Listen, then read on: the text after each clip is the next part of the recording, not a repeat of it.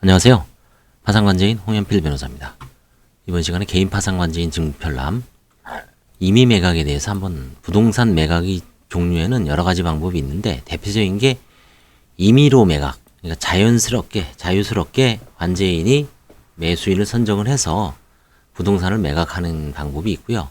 그 다음에 강제집행이라는 게 있습니다. 강제집행은 다음에 나옵니다. 임의 매각의 활용, 임의 매각의 방법.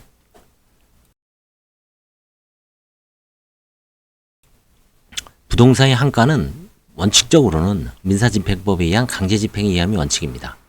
법원의 허가를 얻어 다른 방법으로 한가할 수 있습니다. 496조에.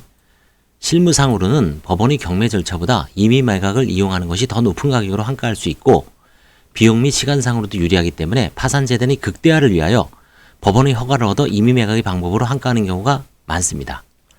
파산재단 중 가장 큰 비중을 차지하는 것이 부동산이므로 그 매각 시기, 방법, 가격에 관하여 채권자들이 관심이 많아 공정하고 투명하게 매각 업무를 처리하는 것이 채권자의 납득을 얻는 데 중요합니다. 공정성 확보를 위하여 대법원 홈페이지 공고란이 회생회사 및 파산재단 부동산 매각 안내란에 공고하는 것도 적극 고려하고 있습니다. 네, 사이트 있죠.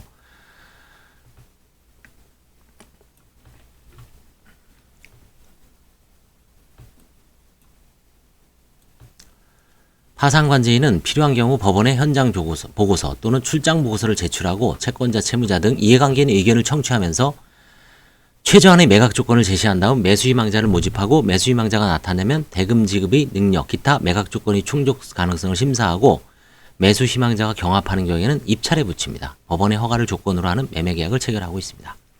입찰을 실시하는 경우 응찰자에게 10%의 보증금을 반드시 받아야 됩니다.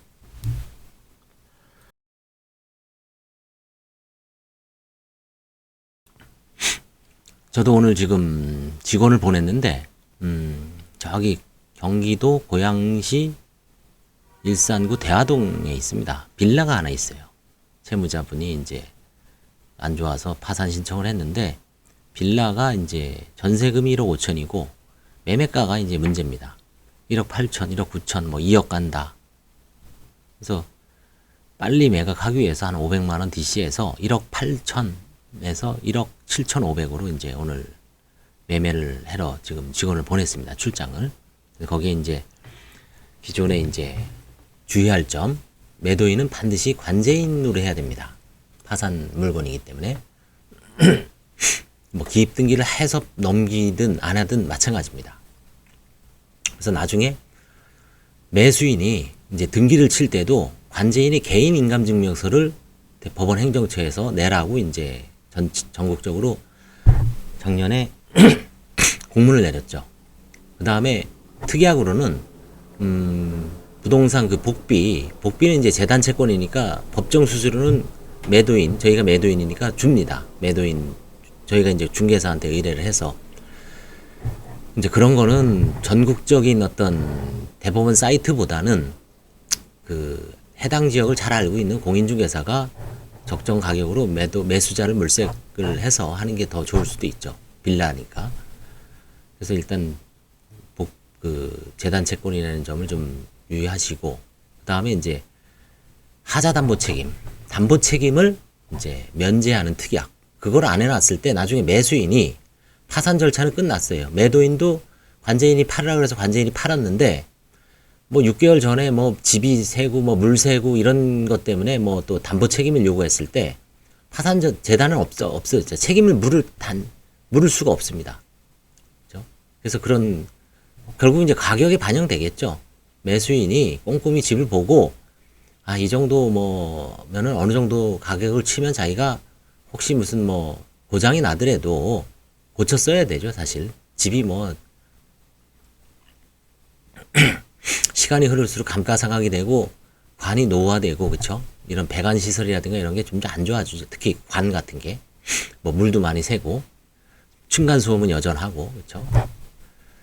근데 계속 관리를 해야 되겠죠. 그래서 이제 그런 점을 유의해서 이제 매도를 체결하고 법원의 허가를 조건입니다. 오늘 매매 계약을 했는데 판사님이 야, 너 이거 너무 싸게 팔지 않았냐?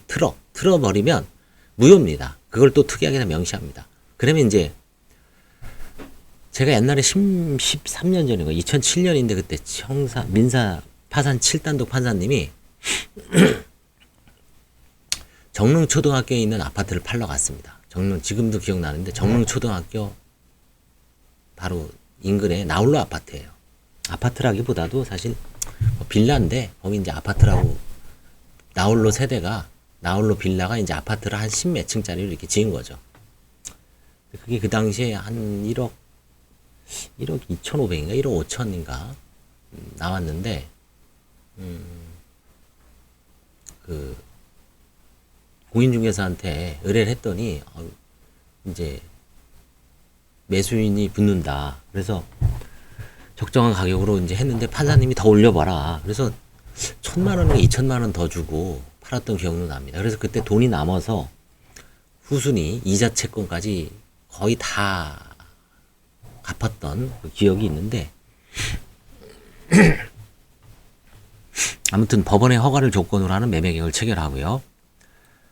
통상 개인 채무자 소유의 부동산 중 토지는 지분, 이게 이제 기획부동산에서 산 거죠. 지분은 뭐 몇만 분의 몇, 이게 뭐 없는 데가 없었죠. 전국적으로 부동산 광풍이 불어서 특히 뭐 강원도 쪽 평창 올림픽 쪽으로 해서 횡성 평창, 그렇죠, 그쪽.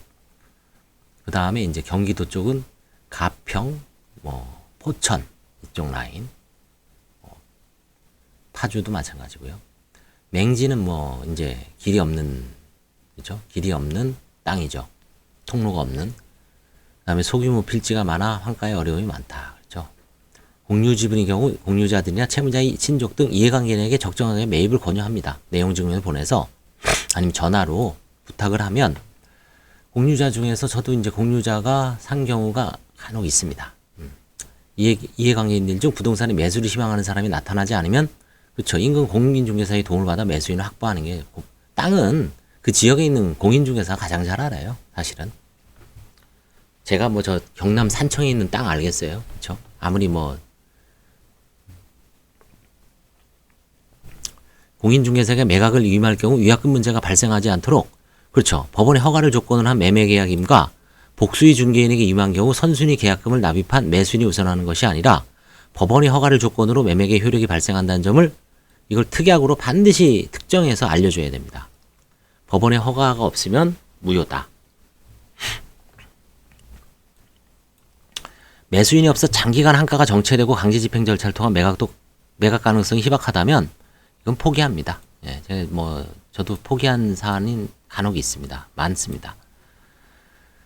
자, 그 다음에 이제 별채권부 부동산의 환가는 어떻게 한가? 별채권부라는 게 이제 근저당이 설정된 거죠. 부동산의 경우 대부분 저당권 등 별채권이 설정되어 있거나 세무서 등의 체납 처분이 행해져 있죠. 그래서 파산관제인 이러한 부동산에 대하여 별채권자, 세무서 등을 상대로 경매 절차에 의할 경우 걸리는 시간과 비용에 비하여 임의 매각 시 신속한 변제가 가능하다는 점을 설득하여 적극적으로 임의 매각을 시도하는 것이 바람직합니다.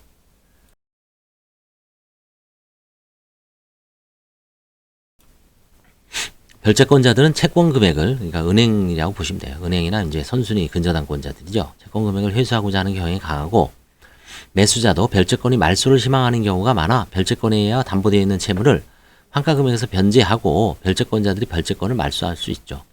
부동산 임의 매각을 통하여 별채권을 말소하는 경우 임의 매각과 아울러 별채권의 승인 및 피담보 채무의 변제,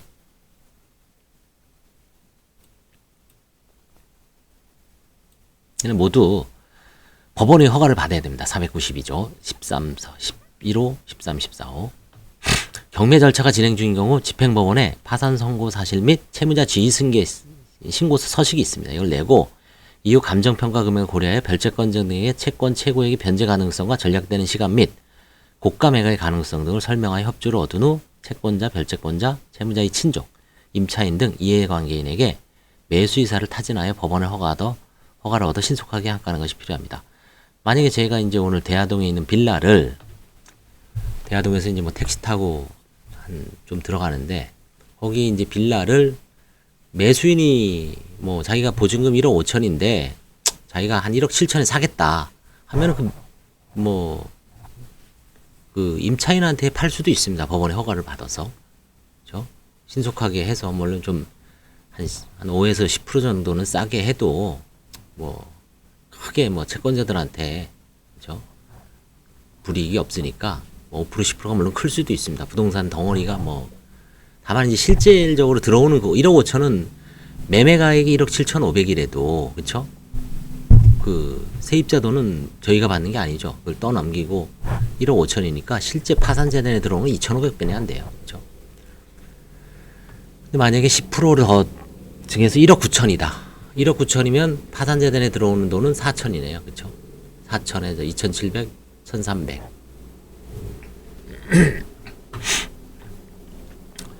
감정평가액이 재단채권과 별채권인 피담보채액에 미치지 못하여 잉여의 가망성이 없는 부동산이라고 하더라도 통상 임의 매각을 하는 것이 담보권 실행이 하는 것보다 고가 매각 및 조기 매각이 가능하므로 별채권자들을 설득하여 환수 금액을 대폭 감액하도록 한 후 임의 매각을 실시하고 그 매각 대금 일부라도 환입될 수 있도록 노력할 필요가 있습니다. 잉여의 가망이 없고 별채권자 협상도 지지부진하다. 재단의 증식이 전혀 기대지 않는 경우는 당해 부동산을 파산재단에 포기하는 것을 고려할 수 있습니다. 근데 이제 파산재단에서 최근 포기가 문제된 게 세입자가 있는 경우는 이제 포기하면은 상당히 물론 이제 세입자도 자기가 집행문을 소송이나 지급명령을 내려서 면책이 되더라도 강제 집행이 가능하다는 대법원 판례가 있기 때문에 권리 행사를 할 수는 있습니다. 예. 그래서 이게 지금 이제 임의 매각입니다. 예. 다음에는 이제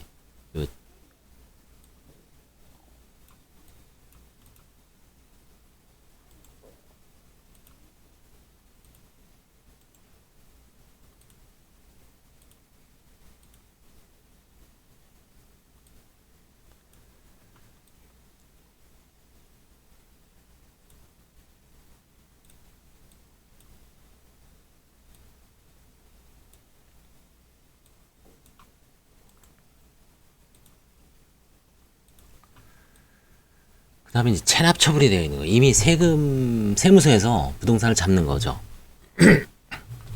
체납 처분이 원인이 된 재단 채권의 금액, 세금, 주로 세금입니다. 세금 내지 4대 보험료.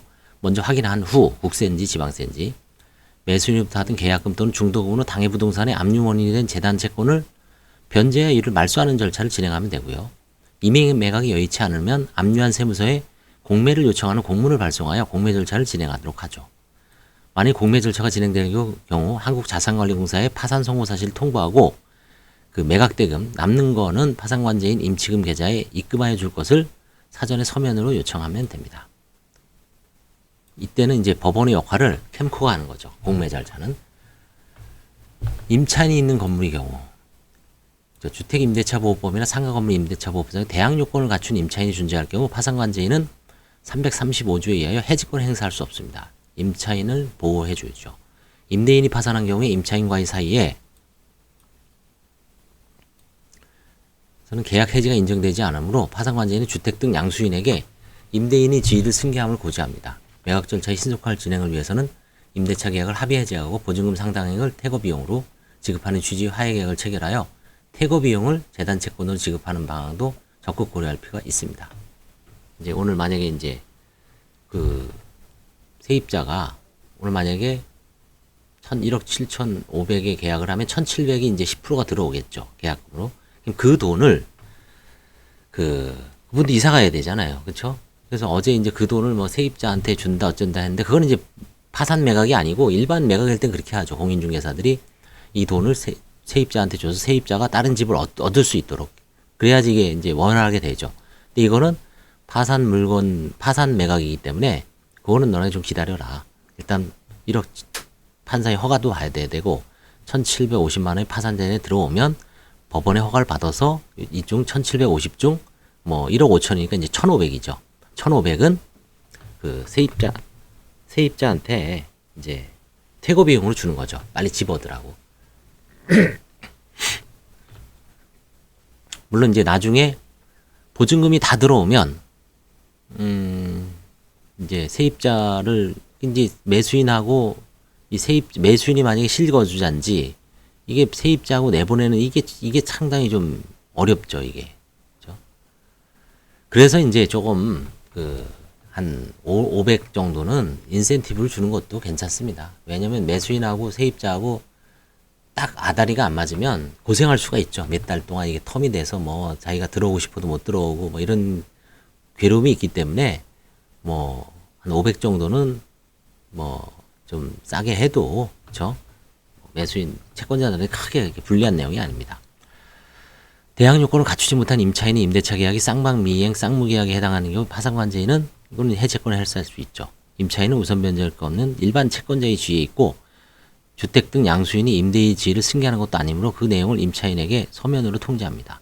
대항 요건을 갖추지 못한 경우, 대항 요건을 갖추지 못한 경우는 뭐 좀 드물죠. 요즘은 드문지만 간혹 있을 수는 있습니다. 그래서 이게 이제 부동산의 임의 매각에 대해서 이제 이런 식으로 직무 편라는 데 있지만 실제 임의 매각을 하는 게 아주 다양한 방법이 있습니다. 뭐 정리해 보면 공고 매각을 할 수도 있고, 그 다음에 이제 진짜 가치 없는 거는 채무자의 친척들, 그죠? 채무자의 친척들한테 부탁하는 경우도 있고, 자녀들한테 뭐 좀 도와달라고 하는 경우도 있고, 해당 지역 그 지인들, 그죠? 그 다음에 이제 매각 대법원 사이트에 매각 공고해서, 요즘은 매각 공고도 이제 이게 파산 제도가 많이 활성화돼서 매각 공고로 부동산을 싸게 살 수 있다는 그런 소문이 퍼져서 많이 투자를 해서 고가 경쟁을 해서 오히려 이거 그 경매만큼 경쟁이 붙습니다. 그래서 이런 땅도 사는구나, 그렇죠?